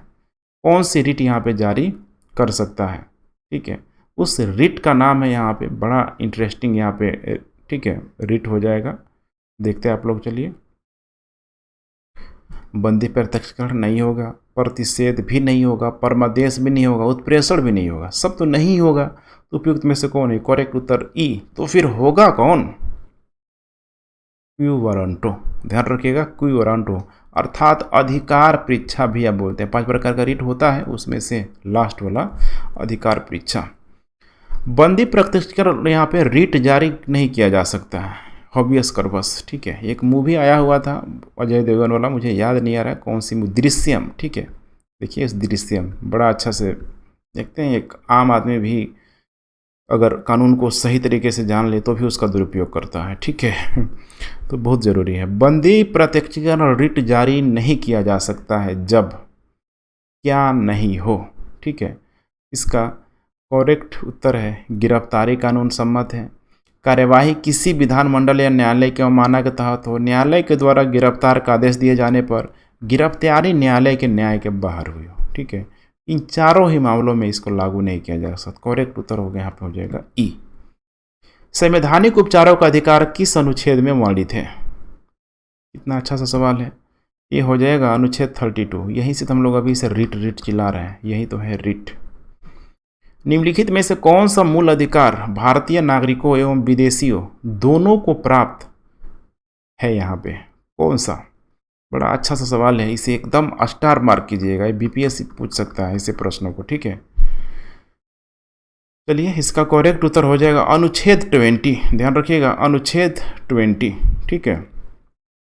इसमें तो थोड़ा इसमें मैं लिस्ट ही बना देता हूँ, ठीक है। जैसे जो प्राप्त है, जो एक्सेप्ट है, भारतीय नागरिकों को कौन कौन आर्टिकल प्राप्त हैं इसे आप लोग देख लीजिए। 15, ठीक है, 16, 19, ठीक है, 29 और 30 ये भारतीय नागरिकों को प्राप्त है। मैंने बाकी यहाँ पे प्राप्त है, ध्यान रखिएगा, ठीक है, लेकिन केवल भारतीय नागरिकों के प्राप्त है, विदेशियों को प्राप्त नहीं होगा।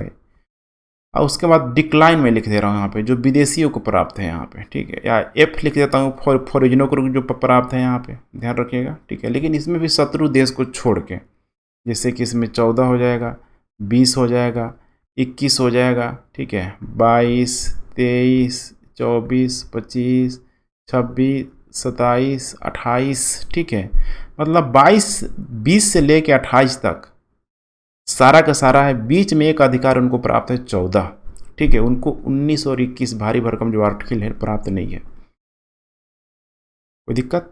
चलिए आपको, ठीक है, सॉरी 21 तो प्राप्त है ना, यहाँ पे 19 प्राप्त नहीं है, ठीक है।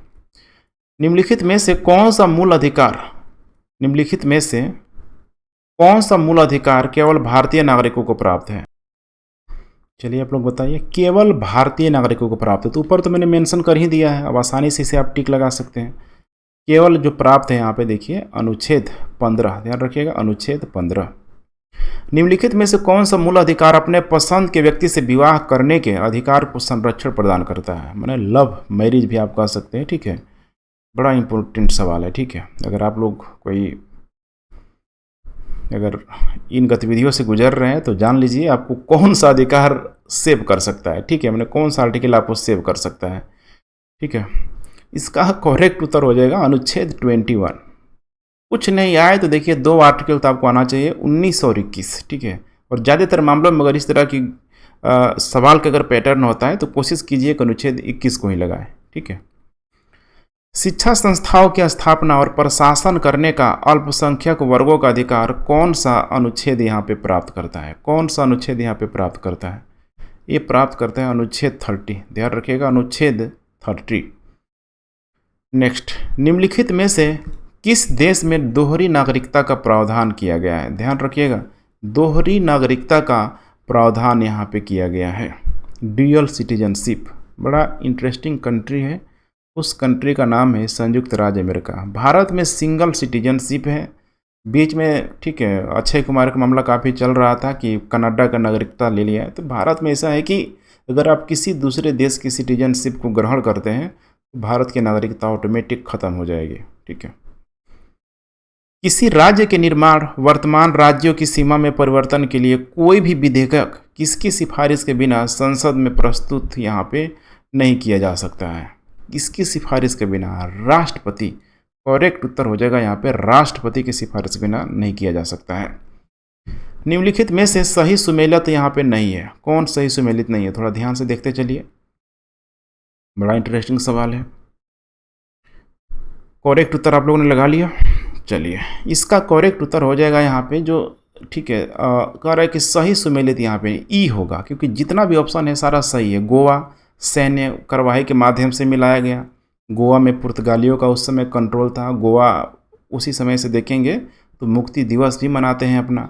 जम्मू कश्मीर को विलय पत्र, बिल्कुल सही। हैदराबाद को पुलिस कार्यवाही, और जूनागढ़ को जनमत संग्रह के माध्यम से। भारतीय संविधान का कौन सा भाग संविधान की आत्मा कहलाता है? संविधान की आत्मा कहलाता है कौन सा भाग? ये हो जाएगा प्रस्तावना है।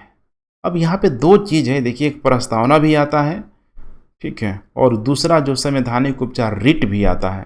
लेकिन यहाँ पे अब डिपेंड करता है, हालांकि जो भी पीसीएस वगैरह है प्रस्तावना को लेके ही यहाँ पे बोला जाता है, ठीक है। जवाहरलाल नेहरू ने प्रस्तावना का जिक्र किया है आत्मा के रूप में। अंबेडकर ने संवैधानिक उपचारों का अधिकार रिट का यहाँ पे जिक्र किया हुआ है। तो थोड़ा बहुत आपको यहाँ पे ध्यान देना होगा, ठीक है। जब भी इस तरह का प्रश्न आए तो कोशिश कीजिए प्रस्तावना में लगाने का। विश्व का प्रथम लिखित संविधान किस देश का था? प्रथम लिखित संविधान, बहुत अच्छे से मैंने वर्ल्ड हिस्ट्री कवर कराया था, अमेरिका, ठीक है, अमेरिका। भारतीय राजनीतिक व्यवस्था में निम्नलिखित में से किससे सर्वोच्चता प्रदान की गई है? किसको यहाँ पे सर्वोच्चता प्रदान की गई है? सबसे अधिक सर्वोच्चता संविधान को प्राप्त है, ध्यान रखिएगा। कोई राष्ट्रपति, संसद, कहीं कुछ नहीं, संविधान। अगर इसमें एक और ऑप्शन दे दे, भारत की जनता, भारत के लोग, तो करेक्ट उत्तर हो जाएगा यहाँ पे, ध्यान रखिएगा, लोग, क्योंकि जनता से बड़ा कोई नहीं है, जनता ही जनार्दन है, ठीक है। भारतीय संविधान में कुल कितनी महिला सदस्य थी? बड़ा इंटरेस्टिंग सवाल। देखिए, कुल महिला सदस्य कितनी थी? करेक्ट उत्तर हो जाएगा इसका 15, ध्यान रखिएगा, 15 इसमें टोटल महिला सदस्य थी। ये हमेशा आपको ध्यान रखना है, ठीक है। किसने कहा था नीति निदेशक तत्वों का राज्य के कार्यों के लिए यहाँ पे शैक्षिक महत्व है? डीपीएसपी की यहाँ पे बात की जा रही है, ठीक है। किसने यहाँ पे कहा हुआ था, नाम आपको मेंशन करना है। करेक्ट उत्तर हो जाएगा यहाँ पे BN राव के द्वारा, ध्यान रखिएगा BN राव। चलिए नेक्स्ट प्रश्न हम लोग देखते हैं। किसने कहा था राज्य के नीति निदेशक सिद्धांत एक ऐसा चेक है जो बैंक की सुविधा अनुसार अदा किया जा सकता है? ठीक है, एक तो गांधी का स्टेटमेंट भी याद आता है, एक पोस्ट डेटेड चेक को लेके आप कमेंट करिएगा, ठीक है। गांधी ने किस, जो भी यहाँ पे आया हुआ था, ठीक है, जो आगमन हुआ था यहाँ पे ब्रिटेन से, चाहे वो कैबिनेट मिशन की वेवेल हो गया, शिमला हो गया, ठीक है, या फिर जो भी 4-5 जो लिस्ट है ना, उसमें से आप लोग देख लीजिएगा किसको गांधी ने पोस्ट डेटेड चेक कहा था। बड़ा अच्छा सा सवाल है, ठीक है। अभी मुझे ध्यान आ गया, नीचे आप कमेंट जरूर कीजिएगा, ठीक है। राज्य के नीति निदेशक सिद्धांत एक ऐसा चेक है जो बैंक की सुविधा अनुसार अदा किया जा सकता है। किसने बोला हुआ था? इसका करेक्ट नाम है KT शाह, ध्यान रखिएगा KT शाह।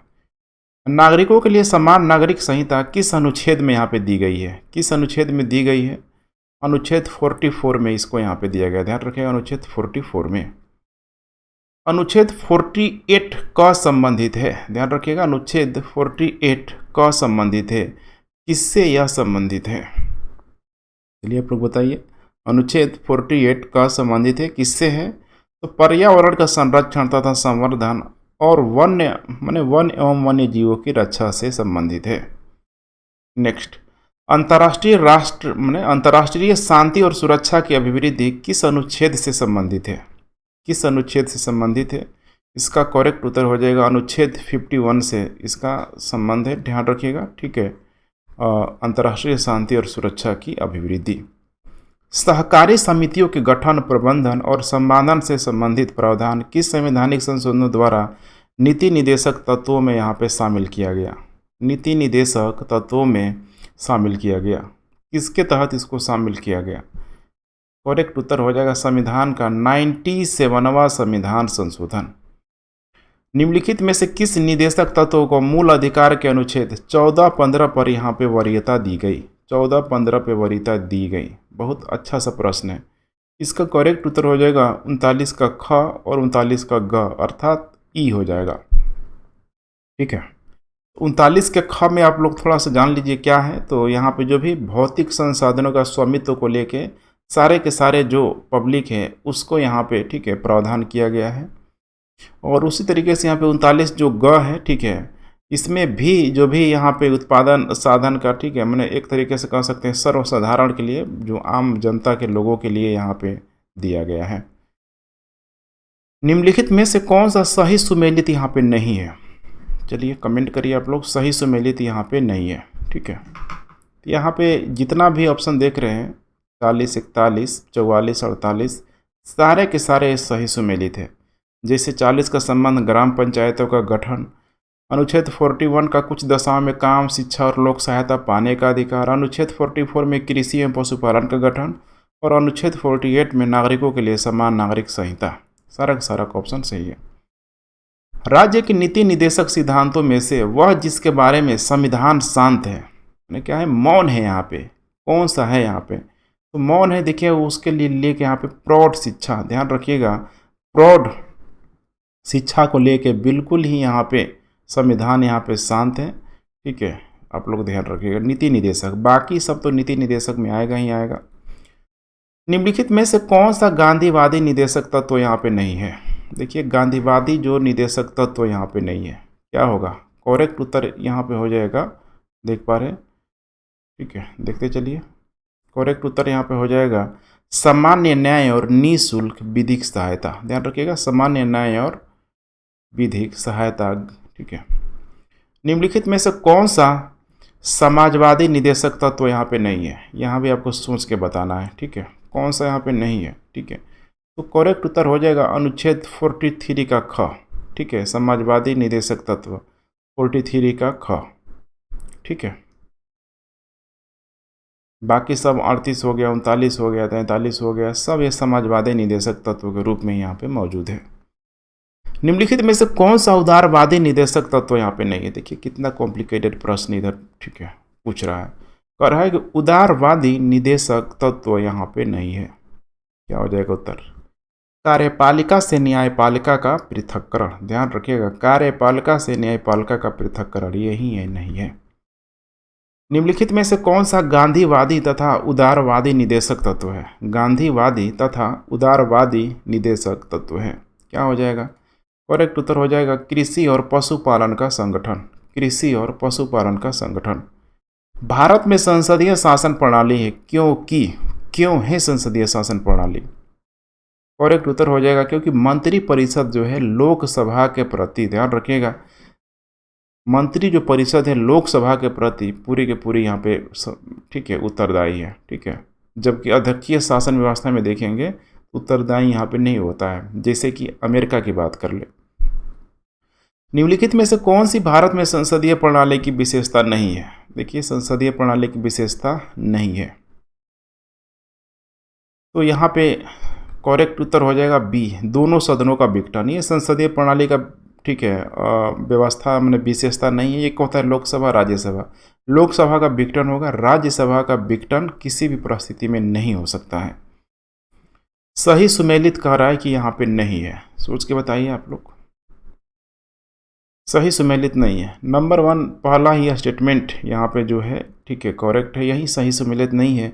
धार्मिक स्वतंत्रता का अधिकार जो दिया हुआ है 29 से 30, जबकि थोड़ा पहले करना पड़ेगा 25 से 30 है। बाकी सब करेक्ट है, ठीक है, देख पा रहे हैं।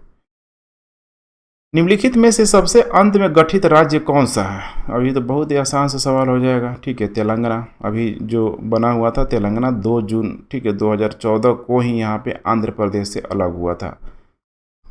2 जून 2014 को डेट पूछ सकता है, कोई गारंटी नहीं है। ठीक है, भारत में वर्तमान में कितने राज्य और केंद्र शासित प्रदेश हैं? राज्य और पूछ रहा है कि केंद्र शासित प्रदेश हैं, कितने हैं यहाँ पे?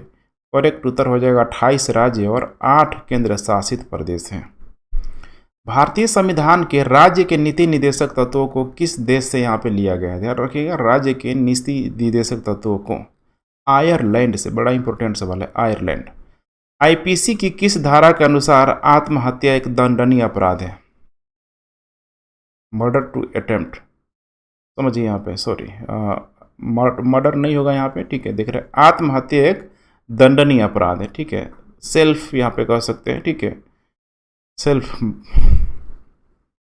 चलिए बताइए आप लोग, इसका करेक्ट उत्तर हो जाएगा आईपीसी का धारा जो होगा 309। ठीक है, मतलब आप खुद को, अपने शरीर को आप नुकसान नहीं पहुंचा सकते। ठीक है, आत्महत्या का स्टेप भी लेते हैं, बच जाते हैं, मर गए तो कोई बात ही नहीं है, लेकिन बच जाएंगे तो फिर आप, ठीक है, इंडियन पैनल कोड की जो धारा है यहाँ पे 309 लगा दिया जाएगा। अनुच्छेद 25 के अंतर्गत धर्म की स्वतंत्रता का अधिकार किसके अधीन यहाँ पे नहीं है? धर्म की स्वतंत्रता का अधिकार किसके अधीन नहीं है? करेक्ट उत्तर हो जाएगा यहाँ पे मानवतावाद। ध्यान रखिएगा, मानवतावाद। ठीक है, वाक्य एवं अभिव्यक्ति की स्वतंत्रता पर प्रतिबंध का आधार है, कौन सा आधार है यहाँ पे? चलिए, इसका करेक्ट उत्तर हो जाएगा यहाँ पे, ठीक है, सारा का सारा जो भी आधार है ना, देखिए, विदेशी राज्यों से मित्रवत संबंध। ठीक है, अगर यहाँ पे अभिव्यक्ति और स्वतंत्रता का अधिकार नहीं लगा सकते हैं, जैसे कभी बड़ा चर्चा में रहा, जैसे केजरीवाल का सिंगापुर की यात्रा जिसमें रोक लगा दी गई। न्यायालय की अवमानना नहीं कर सकते। नैतिकता की स्थापना, जब भी राज्य की बात आए समस्या होगी यहाँ पे। राज्य की सुरक्षा, इसे आप कंप्रोमाइज नहीं कर सकते हैं, तो इसीलिए कोई भी नहीं है यहाँ पे। करेक्ट उत्तर हो जाएगा यहाँ पे, ध्यान रखिएगा, ई। भारतीय संविधान के अनुच्छेद 25 में प्रयुक्त हिंदू निम्नलिखित में से किसे सम्मिलित कह रहा है कि नहीं करता है? ध्यान रखिएगा, हिंदू सम्मिलित नहीं करता है। ठीक है, किसको नहीं करता है? तो यहाँ पे बिल्कुल ही एक और ऑप्शन दिया हुआ है, ठीक है, पारसियों को। ध्यान रखिएगा, पारसियों को। ठीक है, हिंदू शब्द का जो आस है, ठीक है, सिख, जैन, बौद्ध सब यहाँ पे आ जाएगा, लेकिन पारसियों का यहाँ पे ध्यान रखिएगा नहीं आएगा। ठीक है, नेक्स्ट, भारतीय संविधान का कौन सा भाग कल्याणकारी राज्य के आदर्श की यहाँ पे घोषणा करता है? कल्याणकारी, ठीक है, वेलफेयर स्टेट की बात की जा रही है, कौन सा हो जाएगा करेक्ट उत्तर? राज्य का नीति निदेशक तत्व। ठीक है, अगर राज्य सक्षम है तो कोशिश करें अपने राज्यों को, अपने लोगों को अधिक से अधिक जो भी फैसिलिटी है, नीति निर्माण, ठीक है, जो भी योजना है सब अच्छे से बना के दे।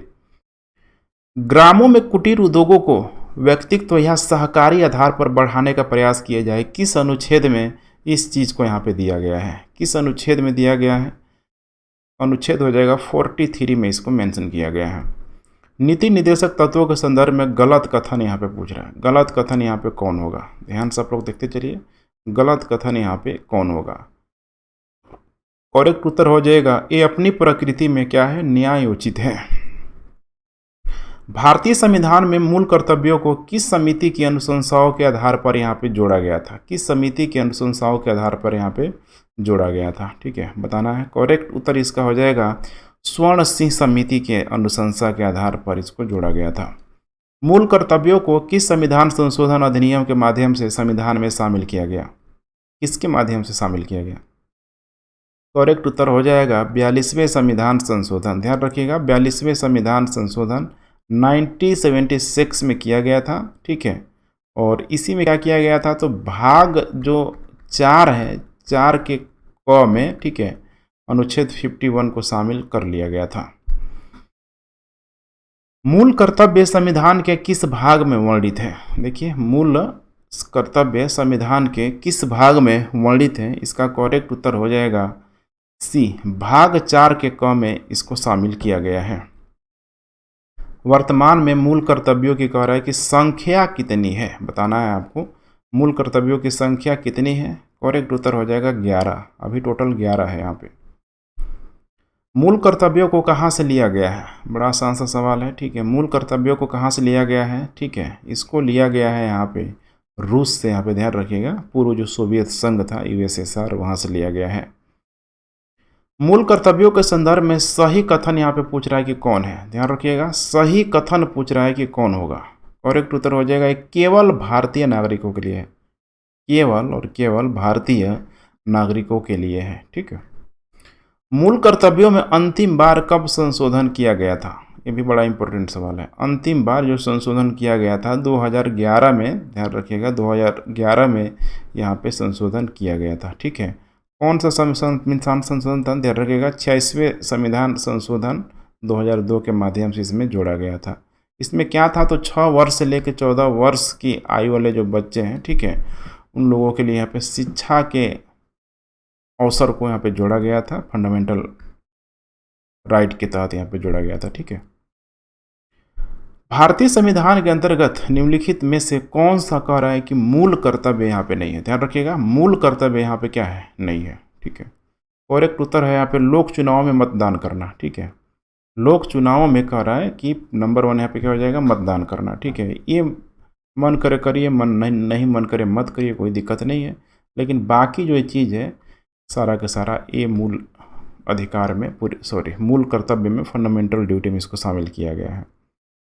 ठीक है, इससे भी करना है करिए, नहीं करना है मत करिए, लेकिन इसको आप नुकसान नहीं पहुंचा सकते हैं। ठीक है, निम्नलिखित में से कौन सा मूल कर्तव्य अंतिम स्थान पे है? ध्यान रखिएगा, कौन सा मूल कर्तव्य अंतिम स्थान पे है? इसका करेक्ट उत्तर हो जाएगा 6 वर्ष से 14 वर्ष तक की आयु अपने यथास्थिति बालक या प्रतिपक्ष के लिए शिक्षा के अवसर को प्रदान करना, यही है। ठीक है, ध्यान रखिएगा, मूल कर्तव्य में अंतिम रूप से इसको शामिल किया गया, अभी हमने देखा था। ठीक है, संविधान की मौलिक कर्तव्यों को कब यहाँ पे सम्मिलित किया गया? बताइए उत्तर। 1976 में, ठीक है, शामिल किया गया। ठीक है, चलिए, भारतीय संविधान में शामिल मौलिक कर्तव्य यहाँ पे नहीं है। क्या नहीं है मौलिक कर्तव्य?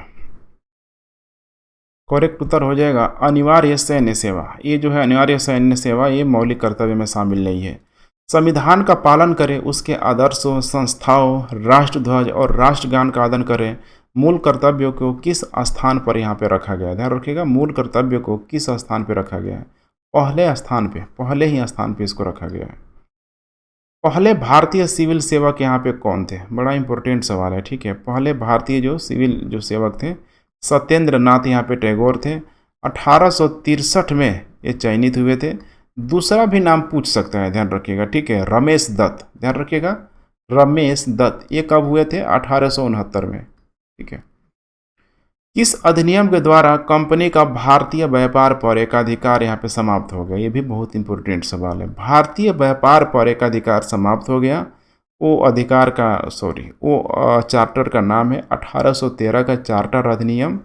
ठीक है। लेकिन इसमें एक चीज़ था कि ठीक है, चीन से लेके यहाँ पे ठीक है जो चाय वगैरह के व्यापार पे ठीक है, चीन से व्यापार को लेके एक अधिकार इसमें रखा गया था। इस अधिनियम में एक अखिल भारतीय संघ की यहाँ पे व्यवस्था की गई थी। कब यहाँ पे किया गया था? इसका करेक्ट उत्तर हो जाएगा भारत शासन अधिनियम 1835 के माध्यम से। निम्नलिखित में से किस अधिनियम को मार्ले मिंटो सुधार कहा जाता है? कौन है मार्ले मिंटो सुधार? देखिए कितना आसान है यहाँ पे। भारतीय परिषद 1909 का यही तो है। ठीक है। मार्ले समझ रहे ना, भारत का राज्य सचिव हुआ करता था और मिंटो भारत का वायसराय हुआ करता था। ठीक है। इसलिए दोनों को मिला के कॉम्बिनेशन मार्ले मिंटो।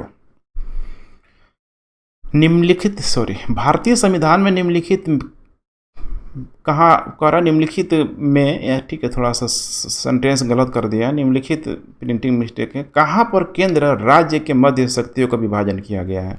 कहाँ पे यहाँ पे विभाजन किया गया? डिस्ट्रीब्यूट की यहाँ पे बात की जा रही है। ठीक है। ये हो जाएगा करेक्ट उत्तर 7वीं अनुसूची में। ध्यान रखिएगा 7वीं अनुसूची में केंद्र और राज्य के बीच बंटवारे को यहाँ पे बताया गया है। इसी में यहाँ पे जो भी संघ सूची, राज्य सूची और समवर्ती सूची को शामिल भी किया गया है। निम्नलिखित में से कौन संसद का कह रहा है कि भाग नहीं है? देखिए बहुत इंपॉर्टेंट सवाल है। संसद का भाग नहीं है। प्रधान जो मंत्री है ना, यहाँ पे ध्यान रखिएगा, बड़ा इंपॉर्टेंट सवाल है। फिर से मैं बोल रहा हूँ। ठीक है। संसद के जो 3 भाग है, राष्ट्रपति, लोकसभा, राज्यसभा, प्रधानमंत्री नहीं है। ठीक है। विदेश यात्रा का अधिकार भारतीय संविधान के किस अनुच्छेद में वर्णित है? ठीक है। अभी केजरीवाल की मैंने बात किया। ठीक है। सिंगापुर को यात्रा को लेकर देखिए पूछ भी दिया यहाँ पे। तो इसका करेक्ट उत्तर हो जाएगा अनुच्छेद 21 में। ध्यान रखिएगा अनुच्छेद 21 में विदेशी यात्रा का अधिकार दिया है, सुरक्षित यात्रा का अधिकार दिया है, नींद या सोने का अधिकार भी दिया गया है, इंटरनेट तक पहुंच का भी अधिकार इसमें दिया गया है। ठीक है। किसने भारतीय संविधान की प्रस्तावना को दीर्घकालिक सपनों का विचार कहा हुआ था? प्रस्तावना को ठीक अल्लादी कृष्ण स्वामी अय्यर के द्वारा बोला गया था। निम्नलिखित में से किस वाद में उच्चतम न्यायालय ने अपने पूर्व के निर्णय को पलट दिया और कहा कि प्रस्तावना संविधान का एक भाग है? बड़ा फेमस है। ठीक है। ये तो बहुत फेमस केस है, यहाँ पे ध्यान रखिएगा। इसका करेक्ट उत्तर हो जाएगा केशवानंद भारती मामला। अभी हार्ले में अभी ठीक है केशवानंद भारती की मृत्यु भी हो गई है, केरला के थे। ठीक है। तो प्रश्न बन सकता है यहाँ पे। ठीक है। निम्नलिखित में से कौन भारत के संदर्भ में धर्मनिरपेक्ष शब्द का सही भाव यहाँ पे कह रहा है कि प्रकट करता है? ध्यान रखिएगा सही भाव प्रकट करता है। ठीक है। देखिए यहाँ पे करेक्ट उत्तर आपको बताना है। करेक्ट उत्तर इसका हो जाएगा भारत में राज्य का कोई धर्म नहीं है, क्योंकि एक सेकुलर समझ रहे हैं ना, मतलब धर्म निरपेक्ष से अच्छा हो गया पंथ निरपेक्ष। ठीक है। राज्य के रूप में यहाँ पे मौजूद है। भारत के संविधान में गारंटीकृत मूल अधिकार निलंबित किए जा सकते हैं। केवल किस मामले में यहाँ पे निलंबित किए जा सकते हैं?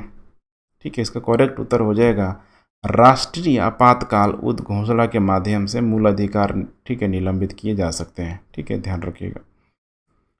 आज का अंतिम प्रश्न एकदम जी जान लगा दीजिए, सही करना है इसको। ठीक है। निम्नलिखित में से कौन सा एक निदेशक तत्व बाद में जोड़ा गया? सबसे बाद में जोड़ा गया कौन सा निदेशक तत्व? ठीक है। इसमें करेक्ट उत्तर है यहाँ पे सी, मुफ्त कानूनी सलाह को। ध्यान रखिएगा मुफ्त कानूनी सलाह को 42वें कॉन्स्टिट्यूशन अमेंडमेंट ठीक है जो कि 1976 में हुआ था। ठीक है। इस पे यहाँ पे जोड़ा गया था। तो ठीक है फ्रेंड्स, सब अपना अपना जो मार्क्स है ठीक है, इसमें भी मैं कट ऑफ 110 तो देखिए कम से कम इसमें रहेगा ही रहेगा, क्योंकि पूरा पॉलिटी का सिलेबस भी नहीं है इस पर। 110 है तो आप अच्छी स्थिति में, 110 से नीचे है तो थोड़ा सा आपको मेहनत करने की ज़रूरत है। ठीक है। थोड़ा नहीं, अधिक मेहनत करने की ज़रूरत है। और कल देखिए पॉलिटी का सेकेंड पार्ट भी आएगी। ठीक है। सेकेंड पार्ट में आज जितना प्रश्न ठीक है इन सब जो भी बीपीएससी बीपीसीएस में नहीं पूछा जाता है उससे कहीं अधिक जो प्रश्न कल के क्लास में यहाँ पे आएगा, जो कि पूरा का पूरा जो बाकी का जो पार्ट है कॉन्स्टिट्यूशन या फिर पॉलिटी का, वहाँ से प्रश्न रहेगा। ठीक है। तो अपना जो भी मार्क्स है नीचे आप लोग कमेंट ज़रूर करें, ताकि हमें भी पता लगे कि आपकी स्थिति क्या है, ठीक है, और हमें और अधिक कितना एफर्ट लगाने की ज़रूरत है। तो चलिए friends, thanks for watching. Video को लाइक शेयर कमेंट करें, अपने दोस्तों से भी चैनल को सब्सक्राइब करवाएं एंड जय हिंद।